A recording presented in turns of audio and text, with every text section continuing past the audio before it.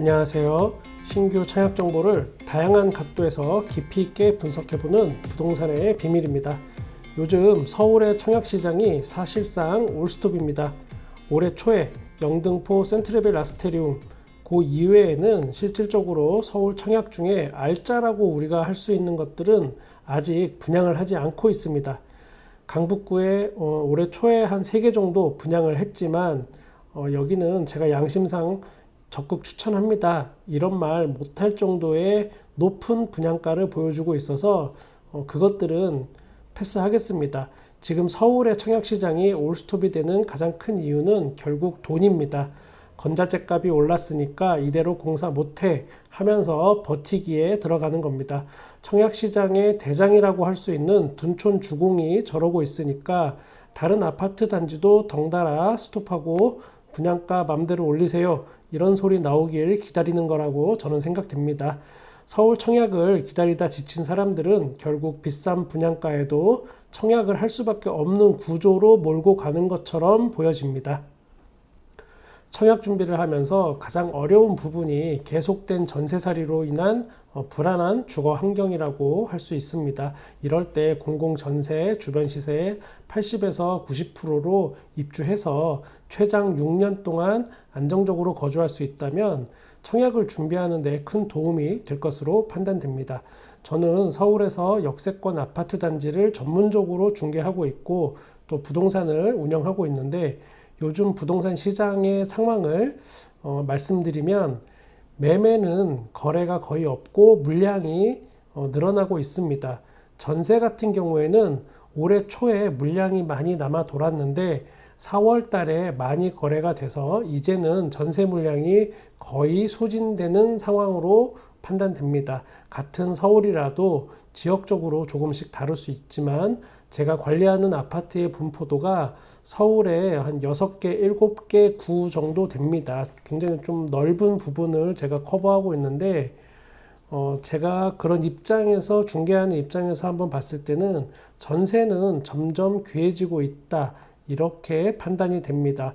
올해 초하고는 지금은 확실히 다른 분위기의 전세 시장입니다. 이제부터 공공전세에 대해서 하나씩 뜯어보도록 하겠습니다. 모집 공고일은 4월 28일입니다. 이거는 굉장히 중요한 부분인데 모든 청약에도 같은 기준이 적용됩니다. 입주 자격을 판단하는 기준점이 되는 겁니다. 소득이나 재산 때문에 청약에 당첨되고도 청약 취소가 되는 분들이 평균 5에서 10% 정도 발생하는데 그 중에 소득 부분이 많이 차지하게 됩니다. 물론 이번 공공전세의 경우는 소득이나 재산을 보지 않습니다. 이번 공공전세 모집은 서울에서 총 114호입니다. 서울의 강북구 수유동, 강서구 방화동, 강서구 화곡동, 노원구 상계동, 도봉구 쌍문동, 동대문구 장안동, 또 성북구 보문동, 성북구 석관동, 의정부의 민락동과 가능동 이렇게 있습니다. 자세한 위치와 금액 등은 뒤에서 다시 한번 분석하도록 하겠습니다. 임대 기간은 기본 2년입니다. 재계약이 2번, 2회 가능한데 입주 자격을 계속 유지만 하게 된다면 최장 6년 동안 안정적인 거주가 가능하게 됩니다. 이곳에서 청약을 준비하시는 것도 저는 굉장히 바람직하다고 생각됩니다. 분양가가 점점 오르는 것은 이제 확실해진 거고 결국은 내가 준비해야 할 현금이 재작년보다 많이 필요해진 겁니다. 한 푼이라도 더 모아놔야 하는 입장에서는 아주 중요한 내용이 될 수 있습니다. 임대 조건은 시세의 80에서 90% 수준의 전세가입니다. 입주 자격은 모집 공고일 그러니까 4월 28일을 기준으로 해서 현재 무주택 세대 구성원으로 서울, 인천, 경기 모집권역 내에 주민등록이 등재되어 있어야만 합니다. 간혹 나는 서울에 살고 있는데 주민등록상 주소지만 지방으로 되어 있는데 안 되냐 이런 질문 하시는 분 계신데 그거 분명히 안 됩니다. 일 때문에 실제로 지방으로 발령이 나서 거주하고 있지만 주소가 서울로 등재되어 있다면 이거는 가능한 상태입니다. 입주 1순위는 3인 이상 가구로 전 세대원이 무주택자여야 합니다. 분양권, 입주권 이런 거 가지고 있으면 무주택자 아닙니다. 2순위는 그 외로 아직 아기가 없는 신혼부부 정도를 예로 들 수 있습니다. 주의사항은 가구 원수에 형제나 자매 또는 동거인 이런 분들은 가구 원수에 포함되지 않습니다. 입주자 선정 기준은 100% 추첨입니다. 이 부분이 저는 차라리 가장 매력이 있다고 생각이 됩니다. 소득과 자산에 대한 기준이 없습니다. 그냥 누구든 지원자 중에 추첨으로 뽑습니다.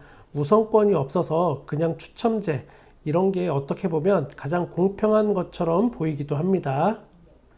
청약 일정은 22년 5월 9일 월요일부터 5월 11일 수요일까지입니다. 서류 제출 대상자 발표는 5월 13일 금요일 날 하게 되고 자격 검증은 6월 달 안에 개별적으로 연락해서 안내를 합니다. 그리고 나서 최종 당첨자 발표일은 6월 22일 수요일이 되겠습니다. 최종 당첨자는 무작위 추첨으로 동호수가 배정이 됩니다. 청약은 LH 청약센터에서 직접 온라인으로 진행하시면 되고 청약홈에 가셔서 공공전세 청약하는 거 없다고 또 댓글 달고 하셔도 저는 대답 안 할 겁니다. 문의사항은 LH 콜센터 1600-1004 또는 LH 서울지역본부 매입임대 상담센터로 전화하셔서 궁금한 건 여쭤보실 수 있습니다. 이번 서울 공공전세의 가장 대표적인 곳이라고 할 수 있는 마곡 노블리안을 한번 살펴보겠습니다. 위치는 지하철 9호선 신방화역이 걸어서 10분 이내에 도착이 가능합니다. 전세 금액은 4억 800만 원부터 있고 계약금 10%, 잔금이 90%입니다.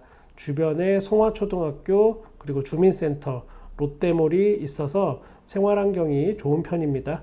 외부 전경도 깔끔하고 지하주차장도 잘 되어 있습니다. 마곡 노블리아는 아파트로 분류가 되고 총 49세대를 모집합니다. 실사용 면적은 77에서 82제곱미터인데 우리가 일반 아파트로 보면 29평 또는 30평 아파트 정도의 크기 이렇게 생각하시면 될 것 같습니다. 강서구 화곡동에 광진 에버빌이 또 19세대 있습니다. 실사용 면적은 69제곱미터이고 형식상 도시형 생활주택으로 분류가 되고 있지만 A동, B동 이렇게 나뉜 빌라처럼 생겼습니다. 화곡역 10분 거리이고 주변에 신월중학교, 이마트, 신월점 이런 것 등이 있습니다. 각 층에 두세 대씩 거주를 합니다. 전세 금액은 2억 8천만 원부터 있습니다. 도봉구 쌍문동에 위드 139도 16세대 모집합니다. 실사용 면적은 59에서 60제곱미터이고 방 3개, 욕실 1개 이렇게 구성이 되어 있습니다. A동 8세대, B동 8세대로 구성되어 있고 도시형 생활주택입니다. 그냥 깔끔한 빌라 2동이 있다고 생각하시면 됩니다. 전세 금액은 2억 2,800만 원부터 있고 계약금 10%, 잔금 90% 마찬가지입니다. 1호선 방학역이 도보로는 한 15분 정도 예상이 됩니다. 교통 환경이 그리 만족도가 높아 보이진 않습니다. 단지 앞에 방학천이 흐르고 편의시설이 주변에 많은 것은 아닙니다. 주거 만족도가 높은 동네는 아니지만 가성비 측면에서 생각해 보시면 어떨까 판단이 됩니다.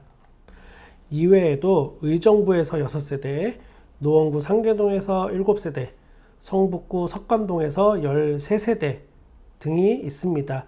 LH 청약센터에 가시면 청약 공고와 또 평면도 그리고 내부, 외부 사진 등을 직접 확인하실 수 있습니다. 제가 한번 안내해 보겠습니다. LH 청약센터에 접속하시고 매입임대, 전세임대, 그 중에 임대정보 이 부분을 클릭하십니다. 자, 공고 내용이 쭉 나오는데 그 중에 서울지역본부 공공전세주택 입주자 모집 공고 여기를 클릭하고 들어갑니다. 빨간 박스 친 부분에 입주자 모집 공고문을 먼저 확인을 하시고 그 밑에 노란색 박스 안에 엑셀로 작업이 된 공공전세 공급주택 목록 여기를 클릭하시면 전세 금액 등을 구체적으로 정확하게 알 수 있습니다. 그 밑으로 화면을 스크롤을 하시면 밑에 부분에 공급 정보가 나오는데 홍보물 이 부분을 클릭하시면 각 주택별 평면도와 내부 외부 사진을 직접 확인하실 수 있습니다. 사진과 집 내부 크기 등이 비교적 잘 나와 있어서 이해하시는 데 도움이 되리라 생각이 됩니다. 구독자님들의 주거 안정과 성공적인 청약이 모두 이루어지는 그날까지 도움이 될 수 있는 정보를 최대한 전달해 드리겠습니다. 구독과 좋아요 감사합니다. 부동산의 비밀이었습니다.